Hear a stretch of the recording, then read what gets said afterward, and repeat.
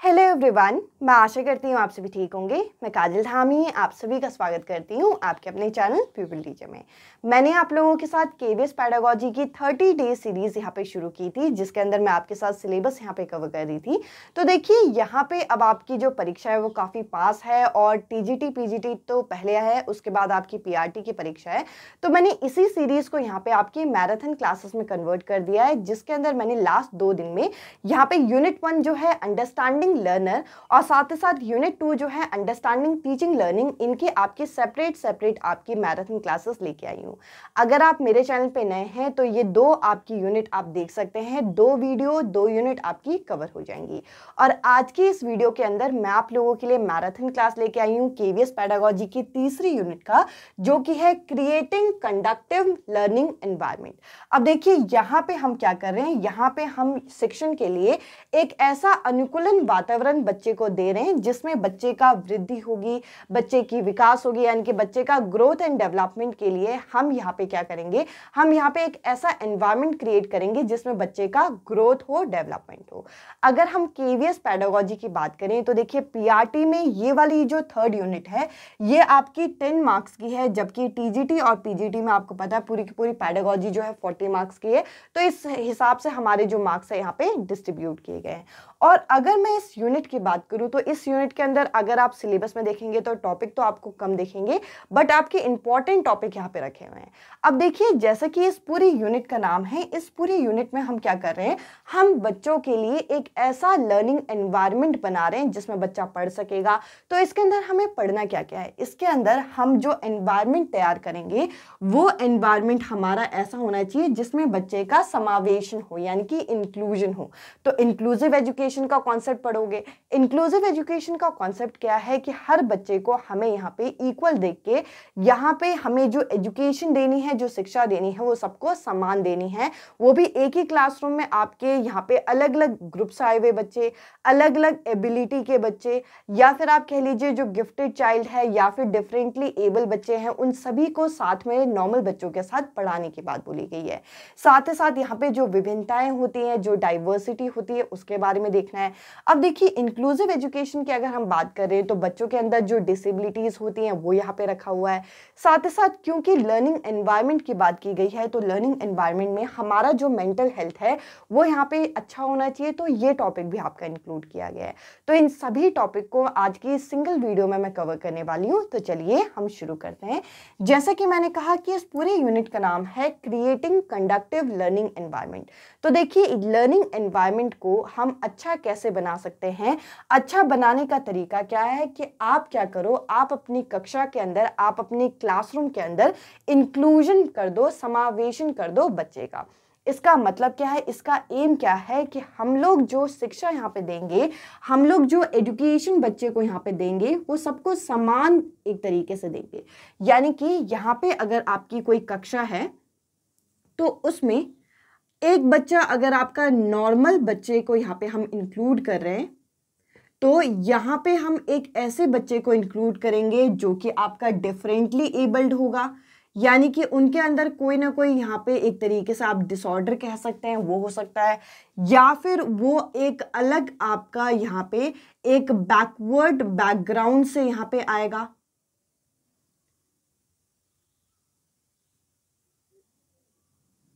Background से यहाँ पे आएगा। तो देखिए यहाँ पे हमें क्या करना है, हमें यहाँ पे हर ग्रुप के बच्चे को यहाँ पे इंक्लूड करके पढ़ाना है। और जब हम इंक्लूड करके सबको इकट्ठा समान शिक्षा यहाँ पे देते हैं तो इसे बोलते हैं हमारी समावेशी शिक्षा, यानी कि इंक्लूसिव एजुकेशन। देखिए क्लासरूम में हमारा इंक्लूसिव एजुकेशन का कॉन्सेप्ट जो है ये आना चाहिए। अब इसके फायदा क्या है जरा ये देखते हैं। अगर हम इंक्लूजन करते हैं अपनी कक्षा के अंदर, अपनी लर्निंग एनवायरनमेंट के अंदर, या फिर आप कह लीजिए शिक्षण वातावरण के अंदर, तो इसका फायदा क्या होगा, सबसे पहले तो सब बच्चे को यहाँ पे समान एक तरीके से शिक्षा प्रदान होगी, यानी कि एजुकेशन जो मिलेगी वो किसको मिलेगी, सबको मिलेगी। सबको पहले तो शिक्षा मिलेगी, साथ ही साथ यहाँ पे जो बच्चों के अधिकार होते हैं, जो बच्चों के राइट्स होते हैं, उनका प्रोटेक्शन होगा, यानी कि किसी के भी अधिकार का हनन यहाँ पे देखने को नहीं मिलेगा। क्योंकि देखिए सबको यहाँ पे इंक्लूड किया जा रहा है, सबको समान शिक्षा दी जा रही है, तो सबके राइट्स जो हैं, सबके अधिकार जो हैं, उनको यहाँ पे बराबर तरीके से मिलेंगे, जो कि आपका आरटीई के अंदर भी बोले गए हैं। तो आरटीई के अंदर क्या बोला गया है कि हमें राइट देना है, ये अधिकार है बच्चे का। किस चीज का अधिकार? शिक्षा का अधिकार, शिक्षा पाने का अधिकार। और इसके लिए 2 अलग अलग एज ग्रुप यहाँ पे बताई गई है। जो नॉर्मल बच्चे हैं उनके लिए जो एज ग्रुप बताई गई है वो 6 से लेकर 14 वर्ष, और जो आपके डिफरेंटली एबल्ड जो बच्चे हैं वो आपके 6 से लेकर 18 वर्ष यहाँ पे ये जो एज ग्रुप है ये बताई गई है। इसके अलावा देखिए यहाँ पे अगर हम अपनी कक्षा में इंक्लूजन करते हैं, समावेशन करते हैं, तो इसका और क्या फायदा है? इसका फायदा ये है कि हमारी एजुकेशन का, हमारी शिक्षा का जो स्तर है, जो क्वालिटी है, ये क्या होगी? ये इम्प्रूव होगी, बेहतर होगी। देखिए आपका जो एक तरीके से आपका जो इंस्टीट्यूशन है, जो स्कूल है, वो अगर हर ग्रुप के बच्चे को इंक्लूड करेगा या फिर हर तरीके की एबिलिटी के बच्चे को यहाँ पे इंक्लूड करेगा, तो क्या होगा? आपकी सोसाइटी का डेवलपमेंट होगा, यानी कि आपकी सोसाइटी का यहाँ पे विकास होगा। तो इससे क्या होगा? कहीं ना कहीं ओवरऑल कहते हैं कि जो हमारा यूथ है, जो हमारी आज की पीढ़ी है, वही हमारा कल का भविष्य है, यानी कि जो आज का एक यंग जनरेशन है वही कल का फ्यूचर है। तो उसको अगर आप ब्राइट करोगे तो फ्यूचर अपने आप ही ब्राइट होगा। इसके साथ साथ यहाँ पे जो आपकी ये एक बैरियर होती है पॉवर्टी की, यानी कि एक गरीबी रेखा की जो एक लाइन बनी हुई है, ये आपकी यहाँ पे खत्म हो जाएगी। क्यों? क्योंकि आप हर तरीके के बच्चे को यहाँ पे इंक्लूड कर रहे हो, चाहे उनके पेरेंट्स का इकोनॉमिक बैकग्राउंड कमज़ोर है, चाहे वो बच्चे डिफरेंटली एबल है, यानी कि स्पेशल जो स्कूल है इसका कोई कॉन्सेप्ट यहाँ पे नहीं बोला गया। अगर हाँ, जो अगर डिसेबिलिटीज़ अगर बहुत ज़्यादा हैं तो वो अलग बात है, बट अगर बच्चा जो है वो कैच कर सकता है नॉर्मल क्लासरूम में, तो हमें उस तरीके के एनवायरनमेंट बच्चे को देना है। अब देखिए इंक्लूजन जो है यहाँ पे ये कॉन्सेप्ट क्यों लाया गया? अब देखिए इसका फ़ायदा क्या है? हमारी जो कक्षा है, हमारी जो क्लासरूम है, उसमें सबसे ज़्यादा क्या देखने को मिलता है हमें? हमारी जो क्लास है उसमें होती है डाइवर्सिटी, यानी कि विभिन्नताएं। अब आप कहेंगे क्लासरूम में कैसे विभिन्नताएं हैं? अगर आप किसी क्लास में पढ़ा रहे हैं तो अपने चारों ओर नज़र फेर के देखिएगा, जो बच्चे होते हैं उनमें आपको विभिन्नताएं देखने को मिलेगी, यानी कि वो अलग अलग स्टेट से हो सकते हैं, उनके घर में खान पान अलग अलग हो सकता है, साथ ही साथ यहाँ पे उनकी बोली भाषा अलग हो सकती है, यानी कि लैंग्वेज डिफरेंस हो सकता है, उनके पेरेंट्स का इकोनॉमिक स्टेटस अलग अलग होता है, कोई ज़्यादा रिच होते हैं, कोई थोड़ा मिडिल फैमिली से होते हैं। इसके साथ साथ जेंडर डिफरेंस होता है, और एक ही क्लासरूम के अंदर भी आप एज डिफरेंस देखोगे, जैसे कि किसी एक कक्षा में एक बच्चा आपका 11 साल का, एक बच्चा 12 साल का, तो एज डिफरेंस भी देखने को मिलता है। तो इस हिसाब से उनके लर्निंग का भी डिफरेंस यहाँ पे देख सकते हैं। तो इस डिफरेंस को बढ़ने ना देने के लिए हम क्या करना चाहिए? हमें अपनी कक्षा में यहाँ पे समावेशन करना चाहिए, इंक्लूजन करना चाहिए। डाइवर्सिटी मतलब चीजें आपकी बिखरी हुई है, और इंक्लूजन मतलब उन बिखरी हुई चीजों को हम समेट रहे हैं, हम इकट्ठा कर रहे हैं। तो देखिए डाइवर्सिटी जो है ये कहाँ देखने को मिल रही है? हमारी क्लासरूम में। और डाइवर्सिटी को हम किस नाम से जानते हैं? विभिन्नताओं के नाम से जानते हैं। तो देखिए अगर हम डाइवर्सिटी की एक छोटी सी परिभाषा देखें तो ये क्या है? अ range of differences in the class, यानी कि कक्षा में बच्चों में जो विभिन्नताएं होती हैं। अब विभिन्नताएं किस लेवल की, किस स्तर की हो सकती हैं? जैसे कि उनके एज में आपका डिफरेंस हो सकता है, बहुत ज़्यादा डिफरेंस तो नहीं, बट आपका लगभग 1-1 साल का डिफरेंस आपको नॉर्मली देखने को मिल जाएगा क्लास में। इसके अलावा यहाँ पे इनके रिलीजन में, यानी कि एक किस रिलीजन को ये फॉलो करते हैं, हिंदू है, मुस्लिम है। जैसे कि हमारी जो कंट्री है एक सेकुलर कंट्री है, तो यहाँ पे अलग अलग रिलीजन को मानने वाले लोग होते हैं। तो आपकी कक्षा में भी ऐसे हो सकते हैं कि अलग अलग रिलीजन के बच्चे हों, अलग अलग धर्म को मानने वाले बच्चे हों। साथ ही साथ यहाँ पे अगर हम बात करें, अगला जो आपका यहाँ पे डिफरेंस देखने को मिलता है वो सोशो कल्चर, यानी कि जो उनके एक तरीके से सांस्कृतिक और यहाँ पे उनका जो सामाजिक विभिन्नताएं ये देखने को मिलती है। वो किसी अलग सोसाइटी से आ सकते हैं, यानी कि जो upper class society, middle class society, तो ये हो सकता है वो अलग अलग कल्चर को, वो अलग अलग यहाँ पे कस्टम को मान सकते हैं। तो ये आपका देखने को मिलता है। साथ ही साथ जेंडर, गर्ल्स और बॉयज़ में आपका डिफरेंस देखने को मिलता है। इसके अलावा उनकी एबिलिटी, उनकी जो क्षमताएं होती हैं उसमें आपका डिफरेंस देखने को मिलता है। तो देखिए यहाँ पर इसके अलावा और कौन सा डिफरेंस देखने को मिलता है, इसके अलावा उनके पेरेंट्स का इकोनॉमिक स्टेटस अलग अलग हो सकता है। और जैसे कि मैंने कहा, हमारी क्लास में जो डाइवर्सिटी है उसकी वजह से चीज़ें आपस में बिखरी हुई है। और एज अ टीचर हमें क्या करना है, हमें अपनी कक्षा में जो आपके बिखरे हुए टुकड़े हैं इनको समेटने के लिए हमें क्या करना है, कक्षा में समावेशन करना है, यानी कि इंक्लूजन करना है, ताकि हर बच्चे का विकास हो। और ये जो इंक्लूसिव एजुकेशन है वो आपका आईईपी पे आपका फॉलो करता है, आईईपी को फॉलो करता है, यानी कि इंडिविजुअलाइज एजुकेशन प्लान। यहाँ पे हमें हर बच्चे में डिफरेंस है, इस चीज़ को हमें अपने दिमाग में लेके चलना है। और इंडिविजुअल लेवल पे हमें एजुकेशनल प्लान को ध्यान में रखना है कि अगर आपकी कक्षा में कोई बच्चा जो है वो बाकी बच्चों के स्तर से थोड़ा सा आपका नीचे है, तो आपको किस तरीके से उसके स्तर को बाकियों के बराबर लाना है, आपको ये चीज़ कोशिश करनी है। तो चलिए इस यूनिट को और ज़रा डिटेल में डिस्कस करते हैं ताकि आपको ये सारी चीज़ें यहाँ पे क्लियर हों। आई होप ये सारी चीज़ें जो मैंने अभी आपके साथ डिस्कस की ये आपको क्लियर हुई होंगी। अब अगर हम यहाँ पे इंक्लूसिव एजुकेशन को डिटेल में समझें तो देखिए इसके अंदर बहुत सारे पॉइंट हमें क्लियर होंगे। जैसे कि सबसे पहले तो ये जो इंक्लूसिव एजुकेशन है, ये जो समावेशी शिक्षा है, ये क्या है, ये हम लोगों को क्या देता है, ये हम लोगों को प्रदान करता है, प्रोवाइड करता है एक क्वालिटी एजुकेशन जिसके तहत हम बच्चों की इंडिविजुअल नीड को वैल्यू कर सके। यानी कि जो बच्चों की जो नीड है, जो बच्चों की आवश्यकताएं हैं, उसको हम ध्यान में रख के बच्चों को अच्छी शिक्षा यहाँ पे प्रदान कर सकते हैं। और ऐसी कक्षा जहाँ पे हर बच्चे का यहाँ पे विकास हो रहा है। अब देखिए ये जो इंक्लूसिव एजुकेशन है जिसके अंदर हम हर बच्चे को यहाँ पे एक समान अधिकार देके समान शिक्षा यहाँ पे प्रदान करते हैं, यानी कि क्वालिटी एजुकेशन देना चाहते हैं, सबको इकट्ठा इंटीग्रेटेड तरीके से पढ़ाना चाहते हैं, एक कक्षा के अंदर पढ़ाना चाहते हैं। इसकी नीड क्या है? सबसे पहले तो देखिए ये जो शिक्षा होती है, जो आपकी एजुकेशन है, ये हमारा जो है एक ह्यूमन राइट यहाँ पे बन गया है, राइट टू एजुकेशन। अब देखिए ये जो शिक्षा का अधिकार है ये हमारे फंडामेंटल राइट्स में से एक है, तो ये हमें मिलना ही चाहिए हर बच्चे को, चाहे वो इकोनॉमिकली वीकर बैकग्राउंड से है, चाहे यहाँ पे उसके अंदर कोई स्पेशल नीड की ज़रूरत है, या फिर उसके जो लैंग्वेज है वो नॉर्मल लैंग्वेज से थोड़ी डिफरेंट, यानी कि रीजनल लैंग्वेज जो बोल रहा है, हर तरीके के बच्चे को हमें यहाँ पे इंक्लूड करना है। अब देखिए यहाँ पे ये एक फैक्टर ये भी है कि हमारी जो एक कंट्री है उसके अंदर हमें अगर यहाँ पे एक ऐसा यूथ चाहिए, एक ऐसा एक युवक चाहिए जो कि शिक्षक हो। तो देखिए इसके लिए हमें क्या करना है, हमें यहाँ पे एजुकेशन जो है, शिक्षा का जो स्तर है, इसको यहाँ पे बेहतर बनाना है, इसकी क्वालिटी पे हम लोगों को ध्यान देना होगा। और इसकी क्वालिटी पे ध्यान देने का मतलब है कि हमें हर बच्चे को शिक्षित करना है, हर बच्चे को एजुकेटेड करना है। इसके अलावा यहाँ पे क्या है, एक सोशल नीड भी है। अब देखिए अगर हम बच्चों का इंक्लूजन ना करें, हम बच्चे का समावेशन ना करें, तो जो नॉर्मल बच्चे हैं वो तो कक्षा में आके पढ़ जाएंगे, बट जो स्पेशल नीड वाले बच्चे हैं वो पीछे होते चले जाएंगे और कहीं ना कहीं हमारी सोसाइटी भी पिछड़ जाएगी।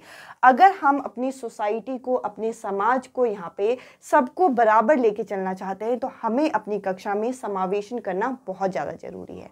अब देखिए समावेशन से लेके यहाँ पे इंक्लूजन से लेके कुछ और पॉइंट्स हैं जो कि हमें क्लियर होने चाहिए। जैसे कि आप यहाँ पे देख सकते हैं एक टर्म लिखा है मेन स्ट्रीमिंग, यानी कि मुख्य धारा में लाना। अगर आप हिंदी में वर्ड देखें, मुख्य धारा यानी कि जो आपकी रेगुलर क्लासेस हैं उनके अंदर जब हम यहाँ पे ये जो डिसेबल्ड स्टूडेंट या फिर ये एक स्पेशल नीड स्टूडेंट को अगर हम एक रेगुलर क्लासेस के अंदर लेके आ रहे हैं, उनको पढ़ा रहे हैं, तो उन बच्चों का क्या हो रहा है, उन बच्चों का यहाँ पे मेन स्ट्रीमिंग हो रहा है। तो देखिए मुख्य धारा का मतलब आपको पता होना चाहिए। मुख्य धारा मतलब एक ऐसा बच्चा है जिसको कुछ स्पेशल नीड है, उसको हम क्या कर रहे हैं, उसको एक रेगुलर क्लासरूम में लाके पढ़ा रहे हैं सबके साथ, तो उस बच्चे का यहाँ पे क्या हो रहा है, उस बच्चे का यहाँ पे मेन स्ट्रीमिंग हो रहा है। इसके अलावा एक शब्द है यहाँ पे पृथकीकरण करना, यानी कि सेग्रीगेशन करना। अगर हम किसी बच्चे को जो कि स्पेशल नीड वाला है उसको एक नॉर्मल क्लास से अलग कर दें, उसको स्कूल में एडमिशन ना दें, तो इसके लिए हम सेग्रीगेशन शब्द का प्रयोग करते हैं। ये भी आप अपने नोट्स में लिख सकते हैं। अब देखिए एक डिफरेंस है जो कि आपको अच्छे से यहाँ पे पता होना चाहिए। एक टर्म है इंटीग्रेटेड और एक टर्म है इंक्लूसिव, यानी कि एकत्रित, और एक है समावेशी। अब देखिए दोनों में डिफरेंस क्या है, दोनों को जरा ध्यान से देखते हैं। दोनों के अपने अपने फायदे हैं, दोनों के अपने अपने डिफरेंस है, ये हमें देखना है। इंटीग्रेटेड क्लासरूम जो होती है उसमें क्या किया जाता है, उसके अंदर इंटीग्रेटेड क्लासरूम के अंदर जो स्पेशल नीड वाले बच्चे होते हैं उनका मेन स्ट्रीमिंग किया जाता है, उनको मुख्य धारा में लाया जाता है। जबकि अगर इंक्लूसिव एजुकेशन की बात करूं, समावेशी शिक्षा की बात करूं, इसमें हर बच्चे को यहाँ पे लाभ होता है, हर बच्चे को यहाँ पे बेनिफिट होता है। तो देखिए यहाँ पे आपका ये जो इंटीग्रेटेड क्लासरूम है ये किसके लिए है, ये स्पेशल नीड वाले बच्चों के लिए है। जबकि ये जो इंक्लूसिव क्लासरूम है ये हर बच्चा जिसको ज़रूरत है उन सभी के लिए, चाहे उसको फिजिकल नीड है, चाहे उसको यहाँ पे इकोनॉमिक नीड है यानी कि पैसे वगैरह की ज़रूरत है, चाहे वो अलग बैकग्राउंड से आया है, चाहे वो इकोनॉमिकली वीकर सेक्शन से आया है, उन सभी को हम एक साथ यहाँ पे लेके चलेंगे इंक्लूसिव क्लासरूम में। अब देखिए यहाँ पे ये जो इंटीग्रेटेड क्लासरूम होती है इसमें ये कोशिश की जाती है जो यहाँ पे स्पेशल नीड वाला बच्चा है उसको यहाँ पे फिट किया जाए, कहाँ पे, क्लास के अंदर। उसको यहाँ पे कोशिश की जाती है कि वो नॉर्मल बच्चों की तरह यहाँ पे बिहेव करे, नॉर्मल बच्चों के साथ पढ़े। जबकि यहाँ पर इंक्लूसिव एजुकेशन में यानी कि समावेशी कक्षा में यहाँ पे एक फिट करने को छोड़कर यहाँ पे पार्टिसिपेशन को इम्प्रूव करने की कोशिश करते हैं कि हर बच्चा पार्टिसिपेट करे, चाहे वो अगर कोई कंपटीशन वगैरह हो तो हर बच्चा वहाँ पे पार्टिसिपेट करे। जरूरी नहीं कि वो जीते या हारे, बट पार्टिसिपेशन यानी कि भागीदारी यहाँ पे जरूरी मानी जाती है। इससे क्या होगा, बच्चे के अंदर कॉन्फिडेंस आएगा, बच्चा यहाँ पे खुल के दूसरों के साथ इंटरैक्ट कर पाएगा, पीयर इंटरैक्शन बढ़ेगा, ये सारी चीज़ यहाँ पे बोली जाती है। इसके अलावा देखिए यहाँ फोकस किस पे किया जाता है, स्पेशल नीड वाले बच्चों पे किया जाता है।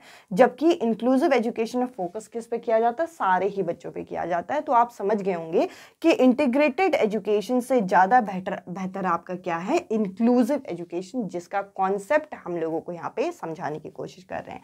और ये जो इंक्लूसिव एजुकेशन है जैसे कि मैंने अभी बताया ये IEP को फॉलो करता है, इंडिविजुअलाइज एजुकेशन प्लान को फॉलो करता है। और देखिए NEP का भी एक आपका इंपॉर्टेंट एम ये है कि आपको इंक्लूसिव एजुकेशन, समावेशी शिक्षा जो है वो आपको स्कूल में यहाँ पे बढ़ानी है। अब देखिए कुछ ऐसे कारक है जो कि इंक्लूसिव एजुकेशन को, समावेशी शिक्षा को प्रभावित करते हैं, उनको भी जरा हम डिस्कस करते हैं, उसके बाद हम आगे के टॉपिक को कवर करेंगे।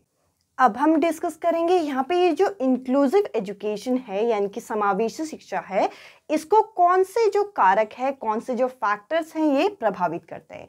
तो देखिए अगर आप अपनी कक्षा में यहाँ पे समावेशन करना चाहते हैं, इंक्लूजन करना चाहते हैं, तो आपको कुछ चीज़ों की यहाँ पे एक तरीके से दिक्कतों का सामना करना पड़ता है। जैसे कि आपकी कक्षा में, आपके क्लासरूम में जो बच्चों में जो डाइवर्सिटी देखने को मिलती है, जो विभिन्नताएं देखने को मिलती है, जैसे कि मैंने शुरुआत में बताया कि बच्चे का इकोनॉमिक बैकग्राउंड अलग अलग हो सकता है, बच्चे अलग अलग तरीके की पृष्ठभूमि से आए हो सकते हैं, यानी कि जो उनके एक तरीके से रिलीजन, होम टाउन है वो अलग हो सकते हैं।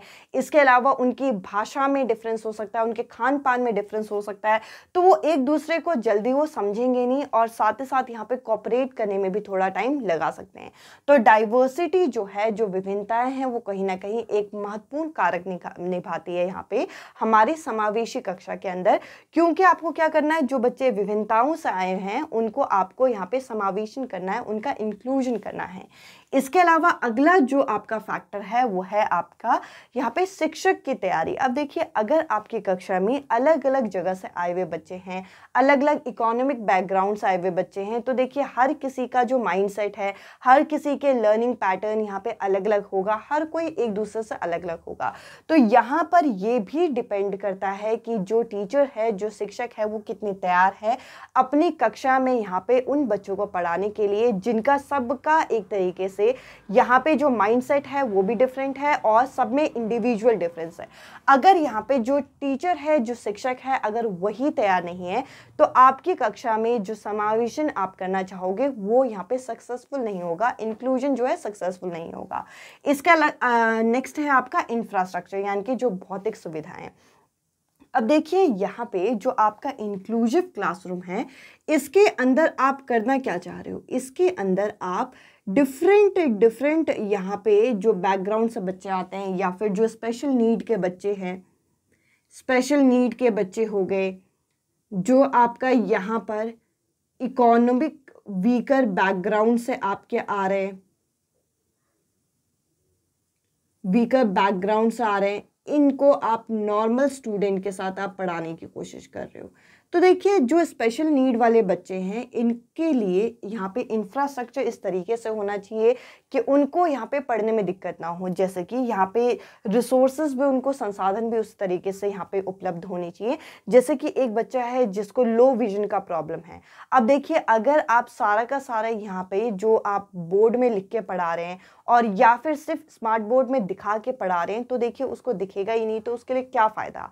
तो देखिए यहाँ पे उसको ऑडियो की सुविधा देनी चाहिए। तो कुछ इस तरीके से आप आईसीटी की मदद ले सकते हैं ऐसी कक्षा में, जिससे आप समावेशन को, इंक्लूजन को बेहतर कर सकें।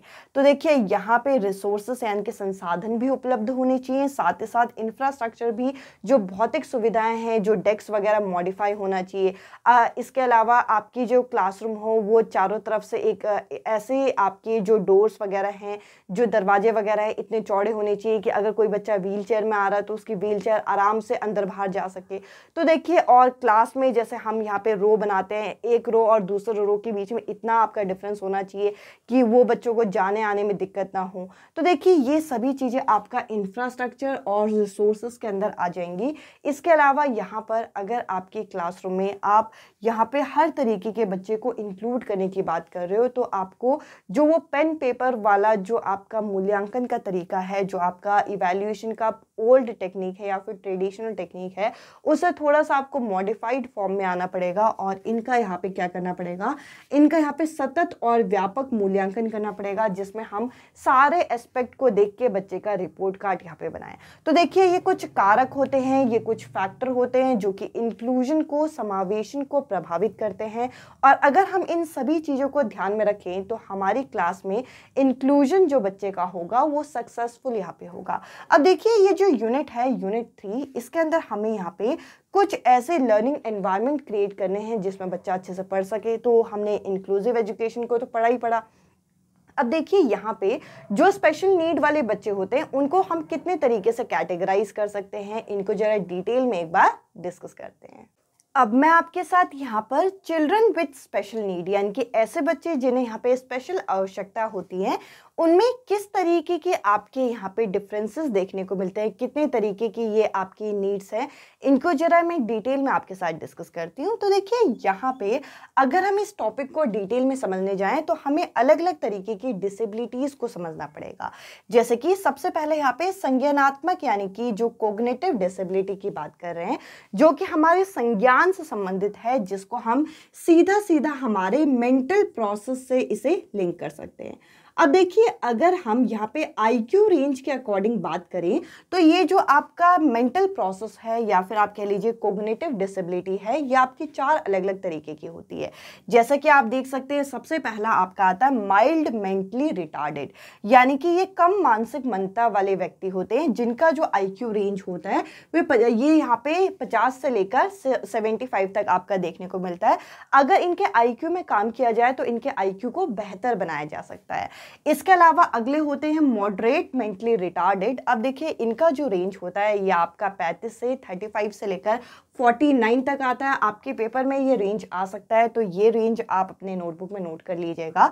इसके अलावा अगला है सीवर मेंटली रिटार्डेड, यानी कि गंभीर तौर से मानसिक यहाँ पे मंदता यहाँ पे देखने को मिलती है। तो ये इनका जो रेंज होता है ये 20 से लेकर 34 तक होता है।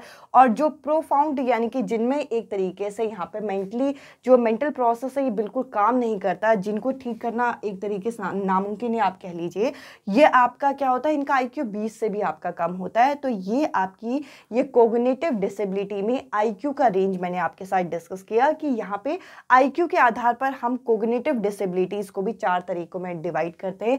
सबसे पहले कम मानसिक मंदता वाले, फिर यहाँ पे साधारण और गंभीर, और उसके बाद प्रोफाउंड। अब देखिए ये जो आपका कोग्निटिव डिसेबिलिटी है ये किससे संबंध रखता है, तो आप कहेंगे ये हमारे मेंटल प्रोसेस से संबंध रखता है। और जैसा कि मैंने कहा कि माइल्ड मेंटली रिटार्डेड यानी कि जो कम मानसिक बुद्धिमत्ता वाले व्यक्ति होते हैं, इनके आईक्यू रेंज को बढ़ाया जा सकता है इस पे काम करके, इनके न्यूट्रिशन पे ध्यान देके, एक तरीके से इनका गाइडेंस और काउंसलिंग करके और इनकी प्रॉब्लम का सही पता लगा के। बट यहाँ पर हम लोगों को इसके कारण भी देखने हैं कि ये जो कोग्निटिव डिसेबिलिटी होती है इनके क्या क्या कारण हो सकते हैं। तो देखिए यहाँ पे एक कारण ये बता रखा है इन्फेक्शन या फिर इंटॉक्सिफिकेशन। अब देखिए यहाँ पे क्या है, यहाँ पे संक्रमण। अब जैसे आपने HIV एड्स के बारे में सुना होगा, HIV एक वायरस है जिसकी वजह से एड्स हो जाता है, जिसमें से एक आपकी जो बीमारी होती है वो आपकी सिफिलिस की होती है। तो देखिए इसके वजह से भी हो सकता है कि जो बच्चा हो, आने वाला जो शिशु हो, उसमें कोग्निटिव डिसेबिलिटी होने के चांसेस यहाँ पे होते हैं। इसके अलावा अगला यहाँ पे है कि आपका मेटाबॉलिज्म कैसा है, या फिर आप किस तरीके का पोषण यानी कि न्यूट्रिशन आप इनटेक कर रहे हो, आपको सही तरीके से सारा बैलेंस डाइट मिल रहा है नहीं मिल रहा है, तो भी उस पर भी आपका जो कोग्निशन है, जो संज्ञान है, जो मानसिक एक तरीके से वृद्धि है यानी कि एक तरीके से मेंटल डेवलपमेंट है, ये आपका डिपेंड करता है। इसके अलावा अगला यहाँ पे क्रोमोसोमल एबनॉर्मलिटी, यानी कि ये जो आपके गुणसूत्र असमानताएं होती हैं। अब देखिए क्रोमोसोमल डिसऑर्डर यहाँ पे क्या होता है कि जब क्रोमोसोम यहाँ पे डिवाइड होते हैं मेल और फीमेल के, ताकि बच्चे का यहाँ पे DNA बने, तो देखिए उसमें अगर यहाँ पर कुछ सडन चेंज की वजह से अगर यहाँ पे एबनॉर्मेलिटी आ गई, तो इसमें भी क्या होता है, इसमें आपका कोग्निटिव डिसेबिलिटी होने के चांसेस होते हैं, जो कि यहाँ पे प्रेगनेंसी के टाइम में ही ये चीज़ एक तरीके से यहाँ पे आजकल के टाइम में ये डिटेक्ट कर लिया जाता है। और ये चीज़ डिटेक्ट करने के लिए कई सारे टेस्ट वगैरह भी कराए जाते हैं ड्यूरिंग प्रेगनेंसी। अब देखिए यहाँ पे एक और फैक्टर हो सकता है जैसे कि फिजिकल एजिंग। फिजिकल एजिंग में क्या हो सकते हैं, जैसे कि अगर मान लीजिए कि कोई एक्सीडेंट वगैरह हो गया और एक्सीडेंट वगैरह होके सर में कोई गंभीर चोट लग गई, तो इससे क्या होता है, इससे कोग्निटिव डिसेबिलिटी होने के चांसेस हो जाते हैं। तो देखिए ये मैं आपके स्पेशल नीड के जो बच्चे हैं इनकी जो कैटेगरी है इसको मैं आपके साथ डिस्कस कर रही हूँ कि सबसे पहले आपका कोग्निटिव डिसेबिलिटीज किस किस वजह से होती है, कोग्निटिव डिसेबिलिटीज में क्या क्या आपका रेंज आता है और इसके कारण क्या क्या हो सकते हैं। अब चलिए कुछ और तरीके की डिसेबिलिटीज होती है उनको भी जरा हम कवर करते हैं। नेक्स्ट जो टाइप यहाँ पे बनता है वो बनता है हेयरिंग एंड स्पीच इम्पेयरमेंट का, यानी कि वाचन और श्रवण बाधिता जो होती है उससे संबंध ये रखता है। तो देखिए यहाँ पे एक अगर हम इस टॉपिक को डिटेल में देखें तो हेयरिंग जो है हमारे कान यानी कि सुनने से संबंध रखते हैं।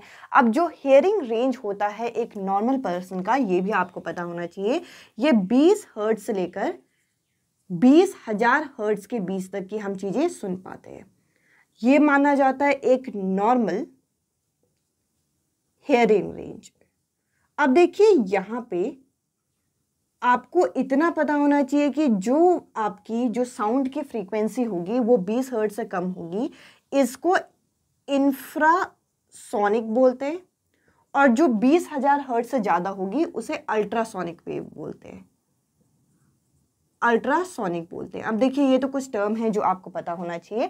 अगर हम हेयरिंग इम्पेयरमेंट की बात करें यानी कि जो हमारे श्रवण बाधिता की बात करें तो ये सुनने से संबंध रखता है, और जो डेफ यानी कि जो बाधिर है हम किसको बोलेंगे, जो कि आपका 90 डेसिबल से भी ऊंचा सुनता है, यानी कि जो हमारे नॉर्मल हेयरिंग रेंज होता है जो कि अभी मैंने बताया 20 हर्ट्ज से लेकर 20,000 हर्ट्ज, इससे ये 5-10 गुना अगर ज़्यादा कोई लाउडर सुने, यानी कि कोई ऊंचा सुनता है आप नॉर्मल बोलते हो उसको सुनाई नहीं देता, और अगर आप बहुत चिल्ला के बोलोगे यानी कि 5 से 10 गुना ज़्यादा चिल्ला के बोलोगे लगभग आपका 90 डेसिबल से ज़्यादा, तो ऐसे व्यक्ति को हम क्या कहेंगे, ऐसे व्यक्ति को डेफ कहेंगे। अब देखिए इसके कुछ कारण ये हो सकते हैं कि यहाँ पे कोई एक्सीडेंटल कारण हो सकता है, यहाँ पे बर्थ के टाइम में भी कई बच्चे ऐसे होते हैं कि बर्थ के टाइम से ही वो डेफ होते हैं। तो देखिए बर्थ के तुरंत बाद भी यहाँ पे जब वैक्सीनेशन वगैरह होता है तो उसमें प्रॉपर चेक किया जाता है कि बच्चा जो है वो सुन पा रहा है नहीं सुन पा रहा है, उसके कान के सामने कुछ बजाया जाता है, वो कुछ रिएक्शन दे रहा है नहीं दे रहा है, इसके कई सारे कारण हो सकते हैं। अब ऐसे ही अगर मैं स्पीच इम्पेयरमेंट की बात करूं यानी कि वाचन बाधिता की बात करूं तो ये बोलने से संबंध रखता है। तो देखिए वाचन ये यानी कि स्पीच इम्पेयरमेंट किस वजह से होती है, तो देखिए इसमें कई सारे इसके एक तरीके से रेंज माने जा सकते हैं। कई बच्चे ऐसे होते हैं जो कि जन्म से ही नहीं बोल पाते, तो देखिए वो तो एक अलग आपका यहाँ पे बर्थ फैक्टर आ जाता है। इसके अलावा कुछ ऐसे बच्चे होते हैं जो कि हकला के बोलते हैं, जिनके जो साउंड होते हैं वो प्रॉपर आपके रिलीज नहीं होते, तो उनके कि वॉइस बॉक्स में एक तरीके से आवाज़ जो है वो प्रॉपर यहाँ पे वाइब्रेशन की वजह वाइब्रेशन नहीं होती। तो वॉइस बॉक्स भी यानी कि जो हमारा ये वाला पार्ट होता है, जब आप बोलोगे तो यहाँ पे टच करके देखना वो वाइब्रेट करता है, तो ये भी एक रीज़न हो सकता है। इसके अलावा कुछ और यहाँ पे फैक्टर होते हैं, जैसे कि एक है सेरिब्रल प्लासी। सेरिब्रल प्लासी क्या है कि हमारा जो ब्रेन होता है, अगर इसका एबनॉर्मल तरीके से डेवलपमेंट हो तो ये हमारे स्पीच को भी एक तरीके से अफेक्ट करता है। और ये माना जाता है कि जो व्यक्ति सुनते कम हैं, सुनाई उनको ढंग से नहीं देता, उनको बोलने में भी दिक्कत होता है। कई सारे आपने बच्चे ऐसे देखे होंगे जिनको सुनने और बोलने में दोनों में दिक्कत होती है। तो कहीं ना कहीं हियरिंग इम्पेयरमेंट भी, यानी कि अगर कोई डेफ है तो उसके बोलने पर भी यानी कि वाचन दुर्बलता पर भी यहाँ पे फर्क पड़ता है, तो ये भी एक कारण हो सकता है। इसके अलावा एक यहाँ पे एक और आपका एक फैक्टर है जो कि है ब्रेन इंजरी। ब्रेन इंजरी की वजह से भी यहाँ पे हमारी स्पीच इम्पेयरमेंट आ सकती है। तो देखिए ये कुछ आपके स्पेशल चाइल्ड के कुछ कैटेगरी हो गए, जैसे कि यहाँ पे कोग्निटिव डिसेबिलिटीज़ हो गई। इसके अलावा हियरिंग एंड स्पीच इम्पेयरमेंट मैंने आपको रेंज वगैरह बता दिया कि किस रेंज के बच्चे को माना जाएगा। अब चलिए कुछ और यहाँ पे स्पेशल नीड्स बचती हैं, कुछ और डिसेबिलिटीज़ बचती हैं, उनको भी जरा हम कवर करते हैं। अब देखते हैं यहाँ पे विजुअल इम्पेयरमेंट के बारे में। विजुअल इम्पेयरमेंट जो है ये आपकी दृष्टि बाधिता को कहते हैं। अब देखिए यहाँ पे क्या होता है कि बच्चे को चीज़ें जो हैं वो क्लियरली दिखाई नहीं पड़ती, तो इसमें हमारा जो विजन होता है वो आपका पुअर माना जाता है। और लीगली किसी व्यक्ति को हम ब्लाइंड कब कहेंगे, जब उसकी आंखों के चेकअप के बाद भी, उसके सर्जरी के बाद भी उसका जो विजन रेंज है वो 20/200 हो, यानी कि उसका जो विजन रेंज हो वो 20 डिग्री से भी अगर कम होता है तो यहाँ पे व्यक्ति को लीगली ब्लाइंड कहा जाता है। अब देखिए यहाँ पे जो विजुअल इम्पेयरमेंट है ये आपका कितने तरीके की होती है, इसको जरा देखते हैं। एक को हम क्या बोलते हैं, एक को हम बोलते हैं मायोपिया।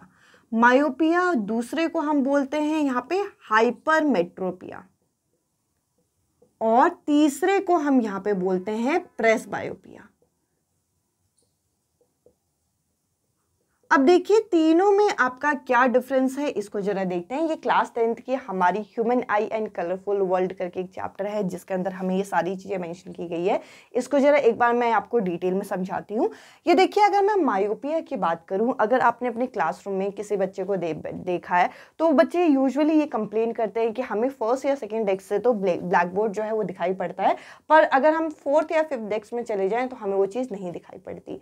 तो देखिए अक्सर बच्चों में यहाँ पे मायोपिया देखने को मिलता है, जिसमें क्या होता है कि उन्हें पास की चीजें तो क्लियरली दिखाई पड़ती हैं पर दूर की चीजें उन्हें क्लियरली नहीं दिखाई पड़ती। तो ऐसे डिफेक्ट को क्या बोलते हैं, ऐसे डिफेक्ट को बोलते हैं आपका मायोपिया। इसके अलावा दूसरा डिफेक्ट होता है आपका हाइपरमेट्रोपिया। हाइपरमेट्रोपिया ज़्यादातर आपका ओल्ड एज पर्सन में आपका देखने को मिलता है। अब देखिए इसके अंदर क्या होता है, इसके लिए एक मज़ेदार आपको एक एग्जांपल मैं आपको बताऊंगी। अगर आपने किसी भी बूढ़े व्यक्ति को देखा होगा, वो चेयर वगैरह में बैठ के न्यूज़पेपर को इतना दूर रख के वो पढ़ते हैं।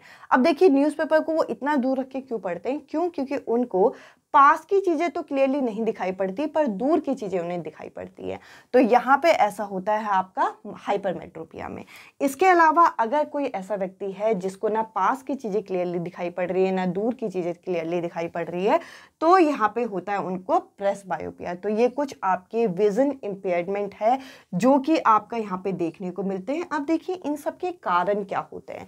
अगर हम इनके कारण को देखें तो इनके कारण में सबसे पहला होता है विटामिन ए डेफिशिएंसी। आपने अभी ईवीएस का सिलेबस पढ़ा होगा तो विटामिन टॉपिक आपने पढ़ा होगा। तो देखिए विटामिन ए में यहाँ पे बताया गया है कि हमें क्या होता है कि इसकी डेफिशिएंसी से हमें नाइट ब्लाइंडनेस हो सकता है। नाइट ब्लाइंडनेस की बात बोली गई है, जिसमें क्या होता है कि हम लोगों को या तो कोई चीज़ आपको डिम दिखाई देगी या फिर अगर कंप्लीट अगर लॉस हो जाए विजन का, अगर ज़्यादा विटामिन ए की डेफिशिएंसी होती है तो कंप्लीट लॉस भी देखने को मिलता है। तो देखिए आपको ऐसे आहार को लेना चाहिए जिसमें विटामिन ए जो है प्रचुर मात्रा में पाया जाए। इसके अलावा एक और आपका यहाँ पे कॉज होता है कैटरेक्ट का। अब देखिए ना दिखने का एक रीज़न होता है मोतियाबिंद। आपने देखा होगा इसकी सर्जरी भी होती है, कैटरेक्ट सर्जरी। हमारी आँखों की जो आपका ये पूरी जो आपकी आउटर बॉटम मोस्ट लेयर है कॉर्निया की, इसके ऊपर एक लेयर आ जाती है कैटरैक्ट की, एक पतली सी लेयर, इसको सर्जरी के थ्रू हटाया जाता है ताकि यहाँ पे हमें क्लियरली दिखाई पड़े। साथ ही साथ एक और है यहाँ पे ग्लमोका। अब देखिए जो ग्लमोका है क्या है, अगर हम अपनी आईज पे बहुत जोर डालेंगे, जैसे कि अब देखिए अभी आपके एग्जाम्स आपके आने वाले हैं, तो अभी आप पढ़ रहे होंगे और मेरे तरह कईयों को यहाँ पे जो है यहाँ पे चश्मा वगैरह लगा होगा, तो ऐसे में क्या होता है अगर हम बहुत ज़्यादा प्रेशर डालते हैं तो हमारी जो रेटिना होती है इस पे असर पड़ता है और हमारी आईज पे और डिफेक्ट पड़ता है, जिसको यहाँ पे ग्लमोका का नाम दिया गया है। तो देखिए ये आपके है विजन इम्पेयरमेंट जो आपको यहाँ पे समझने थे। अब आपका एक होमवर्क क्वेश्चन है, अगर आपने 10th क्लास की human I and colourful world chapter पढ़ा है साइंस की किताब में से, आपको ये बताना है मायोपिया, ये जो प्रेस बायोपिया है ये तो बाईफोकल लेंस से आपका ठीक होता है। आपको क्या बताना है कि मायोपिया ठीक किससे होता है, मतलब किस तरीके के लेंस को यूज किया जाता है, और हाइपरमेट्रोपिया को ठीक करने के लिए किस तरीके का लेंस प्रयोग किया जाता है। आपको ये दोनों चीजें बतानी है। अब चलिए कुछ और यहाँ पे इम्पेयरमेंट है उनको भी जरा हम डिस्कस करें। नेक्स्ट हम डिस्कस करते हैं यहाँ पे लोकोमोशन इम्पेयरमेंट को, जिसे हम गतिक प्रेरक के नाम से जानते हैं। अब देखिए यहाँ पे लोकोमोशन ये जो इम्पेयरमेंट होता है ये किससे आपका संबंध रखता है, ये हमारी बॉडी की मूवमेंट से संबंध रखता है कि हम कितना फिजिकल एक्टिविटीज वगैरह कर पाते हैं, इससे ये आपका संबंध रखता है ये लोकोमोशन शब्द। अब देखिए इसके यहाँ पे एक तरीके से लोकोमोशन इम्पेयरमेंट होना यानी कि गतिक प्रेरक यहाँ पे एक तरीके से बाधितता होने के क्या कारण हो सकते हैं। यहाँ पे हमारी हेड इंजरी इसका एक कारण हो सकती है, या फिर कोई फिजिकल एक्सीडेंट हो सकता है इसका कोई कारण, या फिर बर्थ के टाइम से ही कोई पर्टिकुलर बॉडी पार्ट का फंक्शन ना करना ये हो सकता है। इसके अलावा हमारी स्पाइनल कॉर्ड की इंजरी हो सकता है। साथ ही साथ सेरेब्रल प्लासी, जैसे कि अभी मैंने बताया कि हमारा जो ब्रेन है अगर एबनॉर्मल तरीके से डेवलप करे, इसका विकास जो हो एक तरीके से असामान्य तरीके से हो, तभी भी यहाँ पे ये आपका लोकोमोशन इम्पेयरमेंट देखने को मिलता है। अभी मैंने आपके साथ अलग अलग तरीके के इम्पेयरमेंट को डिस्कस किया। अब देखिए यहाँ पे अगर हम बात करें तो कुछ आपके लर्निंग डिसेबिलिटीज़ भी हैं जो आप सीटेट में भी पढ़ के आए हैं, इनको भी जरा फटाफट देख लेते हैं। जैसे कि डिसलेक्सिया जो है ये किससे संबंध रखता है, या आपका रीडिंग से संबंध रखता है। अगर किसी बच्चे को रीडिंग से रिलेटेड प्रॉब्लम है तो उसके लिए हम क्या यूज़ करेंगे, डिसलेक्सिया शब्द का प्रयोग करेंगे। इसके अलावा डिसग्राफिया जो है वो राइटिंग संबंधित आपकी जो प्रॉब्लम होती है, यानी कि ऐसी राइटिंग जो पढ़ के समझ में ना आए। तो देखिए अगर उसने सही भी लिखा होगा तो भी यहाँ पे उसको मार्क्स तो मिलेंगे नहीं, क्योंकि टीचर को वो हैंडराइटिंग ही समझ में नहीं आ रही। इसके अलावा है डिस्कैलकुलिया। डिस्कैलकुलिया जो है आपका गणना से यानी कि कैलकुलेशन से संबंध रखती है। तो ये आपका यहाँ पे क्या होता है कि यहाँ पे ऐसे बच्चे को गणना करने में काफ़ी दिक्कत होती है। मैथ्स के छोटे से छोटे बेसिक कैलकुलेशन बच्चा नहीं कर पाता, जिसको डिस्कैलकुलिया होता है। अब अगला है यहाँ pay attention deflect hyper active disorder. अब देखिए ये जो आपका होता है इसके अंदर क्या है कि बच्चे को चीज़ें आती हैं बट बच्चा यहाँ पे अटेंशन नहीं रख पाता, बच्चे में एकाग्रता की बहुत कमी होती है, बच्चा किसी एक टॉपिक को फोकस के साथ नहीं पढ़ पाता। तो देखिए ये कुछ आपकी लर्निंग डिसेबिलिटीज़ होती हैं, और अभी जो आपके लर्निंग एनवायरनमेंट को बनाना है वो हमें इस तरीके से बनाना है ताकि हर तरीके के बच्चे को हम यहाँ पे समावेशन दे सकें, इंक्लूजन दे सकें। इसी वजह से कुछ आपकी पॉलिसीज़ बनी हैं जो कि आपकी डिसेबिलिटीज़ को ध्यान में रख के डिसेबिलिटीज़ एक्ट बने हुए हैं, उनको जरा फटाफट हम कवर करते हैं, फिर मेंटल हेल्थ के टॉपिक को हम कवर करेंगे। अब चलिए हम आगे बढ़ते हैं और अब मैं आपके साथ डिस्कस करूंगी यहाँ पे डिसेबिलिटीज़ एक्ट को, जो कि अलग अलग टाइम में अलग अलग हमारे सामने आए थे। तो देखिए यहाँ पे जो पहला एक्ट आया था वो आपका 1995 में था, जो कि था पर्सन विद डिसेबिलिटी। अब देखिए यहाँ पे इसके अंदर क्या बोला गया, इसके अंदर यहाँ पे प्रोक्लेम करने की बात बोली गई। यहाँ पे बोला गया कि यहाँ पे फुल पार्टिसिपेशन दिया जाना चाहिए और बराबरी का हकदार यहाँ पे बनाना चाहिए ऐसे व्यक्ति को जिनके अंदर अंदर डिसेबिलिटीज़ हो। और इसके अंदर हमें यहाँ पे क्या किया गया है, इसके अंदर हमें 7 अलग अलग तरीके की डिसेबिलिटीज़ जो आपकी बताई गई, ये अभी मैं आपके सामने एक स्लाइड में ये जितने भी डिसेबिलिटीज़ हैं इन्हें एक एक करके यहाँ पे डिस्कस करूँगी। इसके बाद यहाँ पे आप देख सकते हैं 2006 में यहाँ पे आया हमारे सामने national policy for person with disabilities. अब देखिए ये जो नेशनल लेवल पे यानी कि जो राष्ट्रीय स्तर पे ये जो आपकी पॉलिसी बनी, इसके अंदर क्या बोला गया, इसके अंदर सशक्तिकरण की बात बोली गई, यहाँ पे एम्पावरमेंट की बात बोली गई कि ऐसे व्यक्ति जिनके अंदर डिसेबिलिटीज़ है उनके लिए यहाँ पे कुछ राइट्स, यहाँ पे अधिकार यहाँ पे बनाए गए और इन अधिकारों के आधार पर इनको यहाँ पे अलग अलग जगह पे रिजर्वेशन की भी बात बोली गई कि इनको यहाँ पे रिजर्वेशन भी मिलना चाहिए अलग अलग शैक्षिक संस्थानों में, इन सब चीज़ों की यहाँ पे बात बोली गई।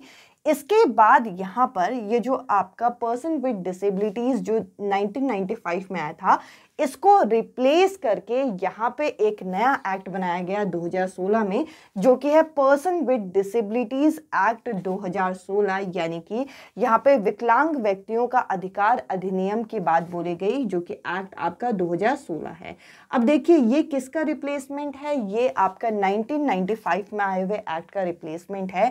तो इसमें जो डिसेबिलिटीज़ आपको 7 बता रखी थी उसको यहाँ पे बढ़ा के यहाँ पे 21 यहाँ पे अलग अलग तरीके की डिसेबिलिटीज़ बताई गई। जैसा कि मैंने कहा कि ये डिसेबिलिटीज़ का जितने भी चार्ट हैं मैं आपके सामने अभी आपको शो करूंगी, क्योंकि देखिए इतने सारे जो टर्म हैं वो व्हाइट बोर्ड में लिखना थोड़ा मुश्किल है, इसीलिए जरा इस डिसेबिलिटीज़ को एक एक करके डिस्कस करते हैं, उसके बाद हम दोबारा व्हाइट बोर्ड में आगे के टॉपिक को डिस्कस करेंगे। तो देखिए ये आपको जो पढ़ना है ये आपको एम्पावरमेंट यहाँ पे पढ़ना है दिव्यांग लोगों का। अब देखिए यहाँ पे हमें बता रखा है कि हम लोगों को ये जो आपका एक्ट बनाया गया, ये right to person with disabilities act बना आपका 2016 का है। अब देखिए ये जो 2016 का right to person with disability act है, ये एक रिप्लेसमेंट एक्ट है। रिप्लेसमेंट एक्ट इसलिए बोला जा रहा है क्योंकि इससे पहले इसी तरीके का एक एक्ट यहाँ पे आया था, right to person with disabilities act, PWD के नाम से जाना जाता है, जिसके अंदर यहाँ पे समान अवसर देने की बात बोली गई, साथ ही साथ राइट्स को प्रोटेक्ट करने की बात बोली गई और फुल पार्टिसिपेशन की बात बोली गई। और ये एक्ट आया था हमारा 1995 में। और इसमें यहाँ पे जो डिसेबिलिटीज़ हैं इसको यहाँ पे 7 अलग अलग तरीके से यहाँ पे डिफ़ाइन किया गया है। ये 7 तरीके क्या हैं? ये 7 तरीके की डिसेबिलिटीज़ में सबसे पहला आ जाता है आपका ब्लाइंडनेस, यानी कि अगर किसी को दिखने में अगर कहीं पे दिक्कत है। इसके अलावा यहाँ पे लो विज़न, अगर किसी को लो विज़न दिखाई पड़ता है। अगला है लिप्रोसी क्योर। अभी देखिए अगर आपके हैंड और फीट के मूवमेंट में, कोऑर्डिनेशन में यहाँ पर अगर कोई दिक्कत हो। इसके अलावा हेयरिंग इम्पेयरमेंट, इसके अलावा लोकोमोटर डिसेबिलिटी यानी कि फिजिकल डिसेबिलिटीज़ में से मेंटल रिटार्डेडनेस, इसके अलावा मेंटल इलनेस, ये 7 आपके एरिया बताए गए। इन 7 तरीके से हम डिसेबिलिटीज़ को डिफ़ाइन कर सकते हैं। ये हमें बताया गया 1995 के एक्ट में। अब देखिए इसमें मेन आपका क्या था, इसमें ये बोला क्या गया कि PWD यानी कि पर्सन विद डिसेबिलिटीज़ जो हैं उनको यहाँ पे इक्वल अपॉर्चुनिटी दो, समान अवसर देने की बात यहाँ पे की गई। साथ ही साथ यहाँ पे प्रोटेक्शन यानी कि इनके जो अधिकार हैं इसके बचाव की बात यहाँ पे की गई कि इनके अधिकार को हमें यहाँ पे इनसे छीनना नहीं है। साथ ही साथ फुल पार्टिसिपेशन यानी कि इन्हें यहाँ पे किसी भी काम में फुल पार्टिसिपेशन दो, इस तरीके की बात बोली गई। अब यहाँ पे एक क्लॉज इसमें रखा गया, person with disabilities suffering not less than 40% of any disability certified by medical authority। अब देखिए यहाँ पे जो परसेंटेज रखा गया वो यहाँ पे 40% से कम नहीं होना चाहिए, मतलब 40% से ज़्यादा अगर इस तरीके की कोई डिसेबिलिटी है तब यहाँ पे सर्टिफाई किया जाएगा मेडिकल अथॉरिटी द्वारा कि इनको यहाँ पे स्पेशल राइट यहाँ पे मिलने चाहिए। अब देखिए ये आया था आपका 1995 में, जिसके अंदर फुल पार्टिसिपेशन की बात बोली गई, equal opportunity, protection career rights का, और डिसेबिलिटी कितने तरीके की बताई गई, 7 तरीके की बताई गई। अब देखिए इसी में ही यहाँ पे चेंज किया गया और अब हमारे सामने यहाँ पे पर्सन विद डिसेबिलिटी एक्ट है, इसे हम right of person with disability act बोलते हैं, RPWD के नाम से ये जाना जाता है, जो कि एक्ट है 2016 का। अब देखिए इसके अंदर क्या चीज़ें चेंज की गई, इसको ज़रा एक-एक करके डिस्कस करते हैं। सबसे पहले तो जो टाइप ऑफ डिसेबिलिटी वहाँ पे हमें 1995 वाले में हमें कितनी बताई गई थी? 7 बताई गई थी। 7 से हट के 7 से बढ़ा के यहाँ पे 21 कर दी कि 21 तरीके की डिसेबिलिटीज़ हैं।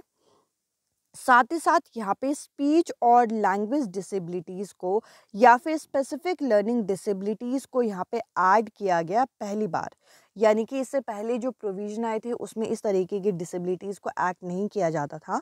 बट यहाँ पे जो स्पीच और लैंग्वेज से रिलेटेड डिसेबिलिटी है या फिर किसी भी लर्निंग डिसेबिलिटी को भी यहाँ पे इंक्लूड करेंगे, इस तरीके की बात यहाँ पे बोली गई।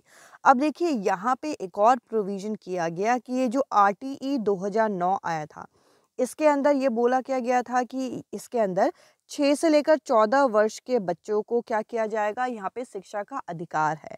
बट यहाँ पे क्या बोला गया, राइट टू फ्री एजुकेशन में यहाँ पे अब जो बच्चे डिसेबिलिटी कैटेगरी में आएंगे उनको यहाँ पे 6 से लेकर 18 वर्ष तो इनकी एज बताई गई और साथ ही साथ यहाँ पे हायर एजुकेशन इंस्टीट्यूशन में यानी कि हाई स्कूल के जो एजुकेशन में यहाँ पे इनके लिए यहाँ पे 5% सीट रिजर्वेशन की बात बोली गई।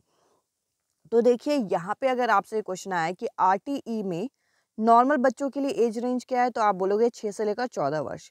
बट अगर यहाँ पे डिसेबल्ड स्टूडेंट के लिए कितना है, तो 6 से लेकर 18 वर्ष और 5% रिजर्वेशन है, ये भी आपको यहाँ पे याद रखना है। अब देखिए यहाँ पे डिक्शनरी यहाँ पे बनाई गई अलग से यहाँ पे दिव्यांग शब्द के लिए। अब देखिए यहाँ पे इसके साथ साथ यहाँ 95 यहाँ पे सेंट्रल गवर्नमेंट और 588 स्टेट गवर्नमेंट ने यहाँ पे वेबसाइट क्रिएट की जिसको दिव्यांग लोग जो है एक्सेस कर सकते हैं ताकि उनके प्रॉब्लम वगैरह, उनके राइट्स वगैरह को लेके यहाँ पे अवेयरनेस बनी रहे। अब देखिए जैसे कि मैंने कहा कि जो आपका पीडब्ल्यूडी एक्ट आया था 1995 में, इसमें कितने तरीके के आपके डिसेबिलिटी बताई थी? इसमें 7 तरीके की डिसेबिलिटी बताई गई। इसके बाद 2016 में ये जो आपका right to person with disability आया, इसमें कितने एक्ट बताए गए? इसमें कितने आपके डिसेबिलिटी बताई गई? 21 बताई गई। तो 7 से लेकर 21 तक का ये जो सफ़र है, इस सफ़र में क्या-क्या चीज़ें ऐड हुई हैं, ज़रा हम वो देखते हैं। तो देखिए यहाँ पे बोला गया है कि पार्लियामेंट ने यहाँ पे right to person with disability bill यहाँ पे पास किया 2016 में, जिसके अंदर टाइप ऑफ जो डिसेबिलिटीज़ है वो 7 से 21 कर दी गई और यहाँ पर क्या किया गया, यहाँ पे सेंट्रल गवर्नमेंट को पावर दी गई इस टाइप की डिसेबिलिटीज़ को एक्ट करने के लिए। अब ये कौन कौन सी थी, इसके अंदर ये सारा यहाँ पे मेंशन किया गया है। ये हमें 21 के 21 मेंशन किए गए हैं, जिसमें से कुछ तो डिसेबिलिटी वही हैं जैसे कि यहाँ पे आप देख सकते हैं कि ब्लाइंडनेस, इसके अलावा लोअर विजन, साथ ही साथ leprosy cure person, hearing impairment ये पहले भी थे, लोकोमोटरी डिसेबिलिटी ये भी पहले था, ड्रॉफिज्म जैसे कि बौनापन जो होता है, इसके अलावा यहाँ पे इंटेलेक्चुअल डिसेबिलिटी, मेंटल इलनेस पहले भी था, ऑटिज्म स्पेक्ट्रम डिसेबिलिटी जो आपकी लर्निंग डिसेबिलिटी का पार्ट है, इसको भी यहाँ पे ऐड किया गया। यहाँ पे सेरिब्रल प्लासी को यहाँ पे ऐड किया गया जिसके अंदर हमारे ब्रेन का एबनॉर्मल यहाँ पे डेवलपमेंट होता है। इसके साथ साथ जो क्रोनिक आपकी कंडीशन है या स्पेसिफिक लर्निंग डिसेबिलिटी को, साथ ही साथ स्पीच लर्निंग डिसेबिलिटीज़ को, इन सभी को यहाँ पे ऐड करके यहाँ पर अब टोटल जो है 21 तरीके की यहाँ पे जो डिसेबिलिटी है इसको यहाँ पे बनाया गया। तो देखिए यहाँ पे आपको, क्योंकि हम लोगों को ये टॉपिक स्पेशली मेंशन है कि हम लोगों को यहाँ पे डाइवर्सिटी एंड जो डिसेबिलिटी है इस टॉपिक को यहाँ पे हमें डील करना है। तो कितने तरीके की डिसेबिलिटीज़ होती हैं, डिसेबिलिटीज़ को लेके क्या-क्या राइट्स आपके बने, ये आपको पता होना चाहिए। आपके पेपर में एमसीक्यू ऑप्शन में इनमें से कोई 3 आपके यहाँ पे आरपीडब्ल्यूडी का आ सकता है और एक ऑप्शन अलग से भी आ सकता है। तो आप इस चीज़ को अपनी नोटबुक में साथ के साथ आप नोट करिएगा कि कितने तरीके की डिसेबिलिटी है। सबसे पहले तो मोटे-मोटे तौर पे आपको ये पता होना चाहिए और साथ ही साथ इसके अंदर क्या चीज़ें प्रोविज़न की गई। तो देखिए आरटीई में यहाँ पे बोला क्या गया कि 6 से लेकर 18 वर्ष तक के लोगों को लो और 5% रिजर्वेशन इनके लिए यहाँ पे रखा गया। इसके अलावा यहाँ पे एक अलग से इनके लिए वेबसाइट बनाई गई जहाँ पे ये एक्सेस कर सकते हैं, तो कुछ इनके लिए यहाँ पे प्रोविज़न इस तरीके से दिए गए हैं। तो देखिए ये सारा टॉपिक आपका कहीं न कहीं इंक्लूसिव एजुकेशन के कॉन्सेप्ट से ये लिंक करता है, जो कि आपको इस टॉपिक को समझने में हेल्प करेगा। अब चलिए हम आगे बढ़ते हैं और आगे जो अब कुछ टॉपिक रह गए हैं, वो मैं आपके साथ यहाँ पे कवर करती हूँ। अब हम डिस्कस करते हैं यहाँ पे मेंटल हेल्थ के कॉन्सेप्ट को, जिसको हम मानसिक स्वास्थ्य के नाम से जानते हैं। अब देखिए, अगर हम एक ऐसा एनवायरनमेंट, एक ऐसा वातावरण यहाँ पे तैयार करना चाहते हैं जिसमें जो बच्चे के का एक तरीके से शिक्षण हो वो बहुत अच्छी तरीके से हो, तो हमें ये ध्यान रखना पड़ेगा कि बच्चे का मानसिक स्वास्थ्य जो है, मेंटल हेल्थ जो है, वो सही है या नहीं है। तो देखिए यहाँ पे अगर हम स्कूल एजुकेशन की बात करें तो हम अपने संज्ञान में कहीं ना कहीं फिजिकल डेवलपमेंट में यहाँ पे ध्यान देते हैं, बट कहीं ना कहीं बच्चे के मन के अंदर क्या चल रहा है, हमें ये जानना भी बहुत ज़्यादा ज़रूरी है। क्योंकि एक सर्वे से ही पता चला कि हर 5 में से एक बच्चा जो है वो मानसिक तरीके से यहाँ पे बीमार है, यानी कि मानसिक स्वास्थ्य की उसमें यहाँ पे दिक्कत देखने को मिल रही है। तो देखिए मेंटल हेल्थ क्या होता है। तो अगर मैं मेंटल हेल्थ की बात करूं तो हमारे जो इमोशनल तरीके से एक ग्रोथ होगा, और इसके अलावा साइकोलॉजिकल यानी कि मनोवैज्ञानिक तरीके से अगर हम स्वस्थ होते हैं तो हम कह सकते हैं कि जो बच्चा है वो मेंटली हेल्दी है। अब देखिए, अगर हम हेल्थ को डिफाइन करें तो हेल्थ जो है वो हम लोग आमतौर पे हम फिजिकल हेल्थ को देखते हैं। हम लोगों को हेल्थ के अंदर हमारा फिजिकल जो डेवलपमेंट होता है उसको भी लेना चाहिए। इसके अलावा इमोशनल डेवलपमेंट यानी कि जो हमारे मानसिक स्वास्थ्य होते हैं उसको भी लेना चाहिए, यानी कि भावनात्मक जो पक्ष होते हैं। इसके अलावा जो मेंटल डेवलपमेंट है, मेंटल हेल्थ है, इसको भी लेना चाहिए। इसके अलावा कोग्निटिव हेल्थ को भी लेना चाहिए। और एक हेल्दी पर्सन इकोनॉमिकली भी यहाँ पे यानी कि एक यहाँ पे उसके जो व्यवसाय हो या फिर उसका जो एक रहन सहन का स्तर हो वो भी अच्छा हो। अगर आपके साथ ये सारी चीज़ें हैं तो आप यहाँ पे हेल्दी तब कहलाएंगे। अब देखिए, अगर मैं एक ऐसे व्यक्ति की क्वालिटी बताऊं जो कि मेंटली हेल्दी हो, तो उसकी क्या क्या यहाँ पे लक्षण हो सकते हैं, क्या क्या क्वालिटी हो सकती है। अगर एक व्यक्ति या फिर एक बच्चा जो है वो मेंटली हेल्दी है तो वो एक अच्छा डिसीजन मेकर होगा, यानी कि एक अच्छा निर्णय लेने वाला होगा। अब देखिए, ऐसे जो बच्चे जो मेंटली हेल्दी होते हैं वो ज़्यादा कंफ्यूज नहीं होते, उन्हें अपनी लाइफ के गोल का पता होता है कि हमें आगे जाके ये करना है तो मुझे ये सब्जेक्ट चूज करना है। वो ज़्यादा कंफ्यूज नहीं होंगे, उन्हें चीज़ें क्लियर होंगी और उन्हें पता होगा कि उनके पेरेंट्स भी उन्हें सपोर्ट करेंगे। इसके अलावा देखिए, अगला है इमोशनल मैच्योरिटी, यानी कि भावनात्मक परिपक्वता होती है। अब यूजुअली क्या होता है कि एडोलेसेंट पीरियड के बच्चे आपने देखा होगा कि वो काफ़ी ज़्यादा सेंसिटिव होते हैं, वो जल्दी यहाँ पे एक दूसरे के साथ घुलते मिलते नहीं हैं, उनमें इमोशनल अनस्टेबिलिटी आ जाती है। बट कहते हैं कि जब आपका मेंटल हेल्थ अच्छा होता है या फिर आपको अच्छी गाइडेंस या अच्छा काउंसलिंग मिले तो आपका यहाँ पे जो इमोशनल मैच्योरिटी होती है, यानी कि भावनात्मक परिपक्वता होती है, वो भी आपके अंदर आती है और कहीं ना कहीं एक स्टेबल लाइफ को आप यहाँ पे जीते हो।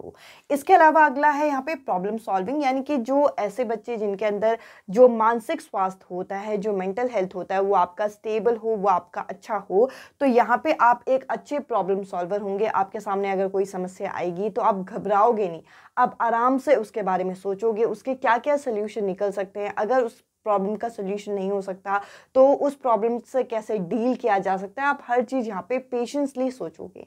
इसके अलावा यहाँ पे और क्या क्वालिटी हो सकती है, ऐसा व्यक्ति जो कि यहाँ पे जिसके अंदर मेंटल हेल्थ जो होती है वो उसकी अच्छी हो, यानी कि मानसिक स्वास्थ्य जो हो वो अच्छा हो, वो व्यक्ति यहाँ पे सेल्फ कॉन्फिडेंट होता है, आत्मविश्वास उसके अंदर होता है। वो यहाँ पे अपनी लाइफ में डगमगाता नहीं है, कहीं ना कहीं अपने आप पे विश्वास करता है, अपने आसपास के लोगों पे विश्वास करता है, एक अच्छी टीम को बिल्ड करता है और कहीं ना कहीं एक अच्छा सेंस ऑफ ह्यूमर वो रखता है। और इसके अलावा यहाँ पे क्रिटिकल थिंकिंग, यानी कि किसी को लेके यहाँ पे तर्क संबंधित चीज़ें सोचना यहाँ पे आपके अंदर तब आएगा तब यहाँ पे जब आपका मेंटल हेल्थ जो है वो अच्छा होगा।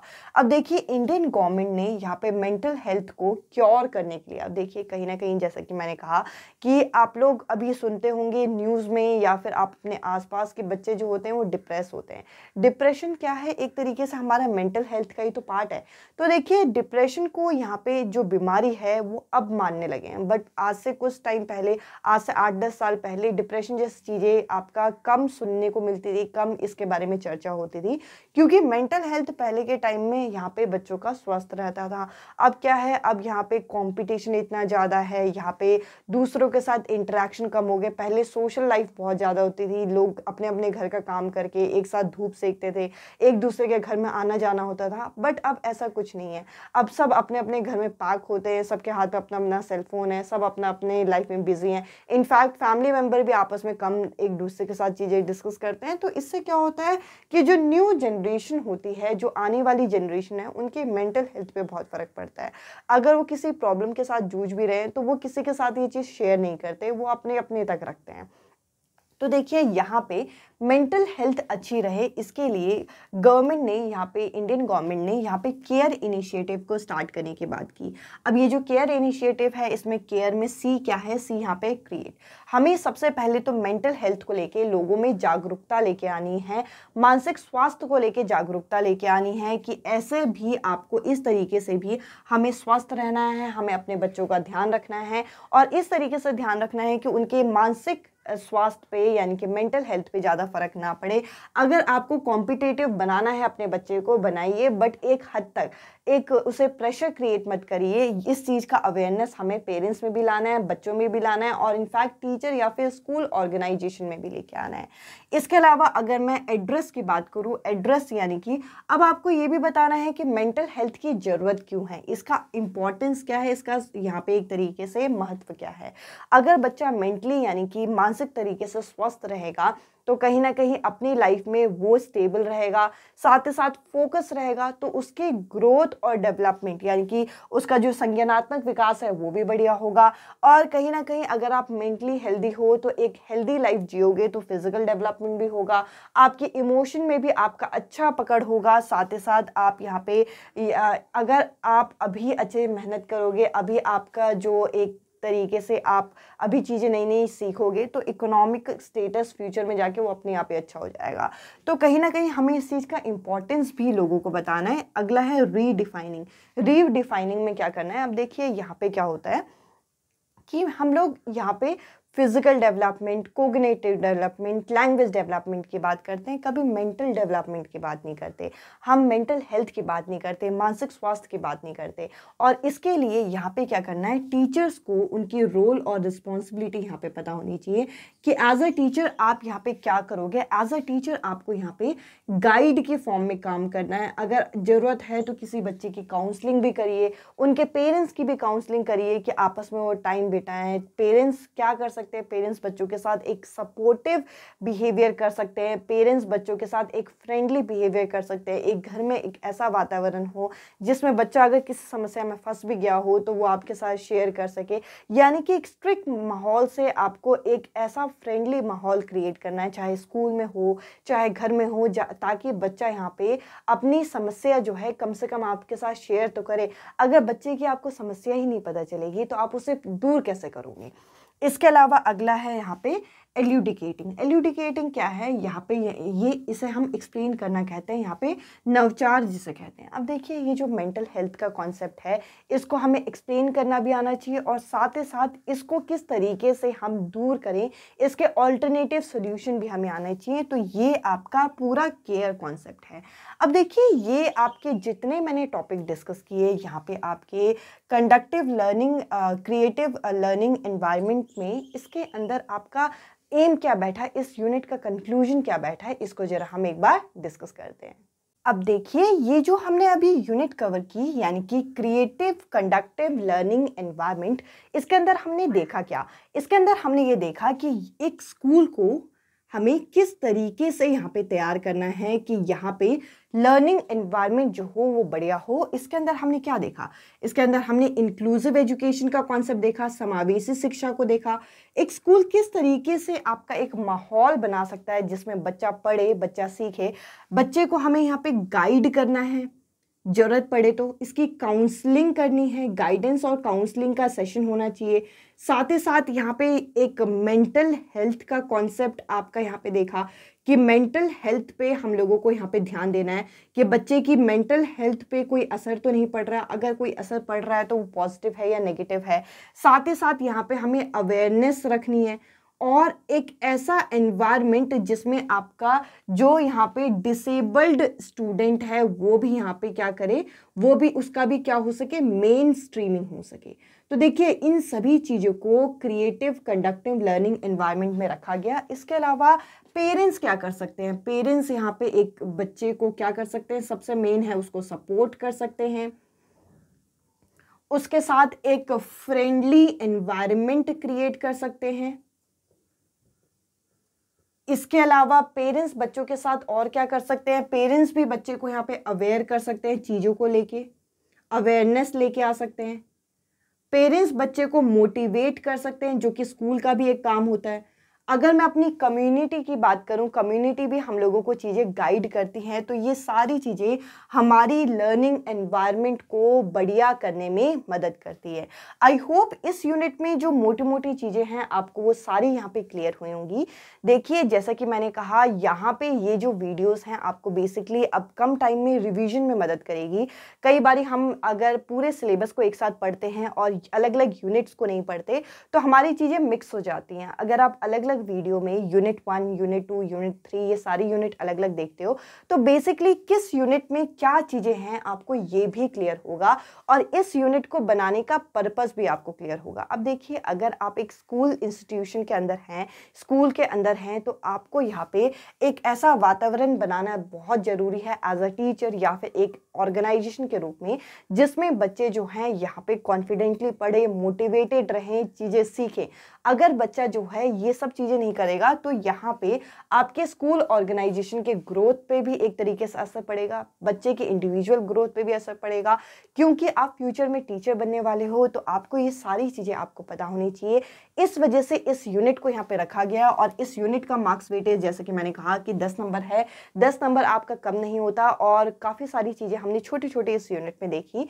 आई होप ये यूनिट आपको क्लियर हुई होगी। और जैसा कि मैंने स्टार्टिंग में ही बोला था, अगर आपने इससे पहले वाली 2 मैराथन यानी कि यूनिट 1 अंडरस्टैंडिंग लर्नर और यूनिट 2 यानी कि अंडरस्टैंडिंग टीचिंग लर्निंग अगर आपने नहीं देखी तो आप अभी भी देख सकते हो। अभी भी आपके पास अच्छा खासा टाइम है। इन 5 सेशन को देखिए, प्रैक्टिस करिए। देखिए प्रैक्टिस से ही चीज़ें परफेक्ट होंगी। अगर आप कहीं से भी मॉक टेस्ट लगाते हैं, जो क्वेश्चन सही होते हैं उनको तो आप स्किप करिए, जो क्वेश्चन गलत होते हैं उसके लिए एक रफ नोटबुक बना लीजिए ताकि उन क्वेश्चंस को आप वहाँ पे उन क्वेश्चंस का एक्सप्लेनेशन लिख सको, ताकि उनसे रिलेटेड अगर फ्यूचर में कोई क्वेश्चन आप किसी मॉक टेस्ट में कर रहे हो या फिर पेपर में आप देख रहे हो तो आपको वो चीज़ें आए। इस तरीके से आपको अपनी तैयारी करनी है। आई होप ये सेशन आपको पसंद आ रहे होंगे। इसके अलावा आप मेरे साथ टेलीग्राम ग्रुप पे भी जुड़ सकते हो और जो वीडियो का आपका लिंक है प्लेलिस्ट का, आपको वो भी डिस्क्रिप्शन में मिल जाएगा। इस वीडियो में इतना ही। अब मैं आपसे मिलती हूँ अगली वीडियो में अगले टॉपिक के साथ। Bye bye, take care.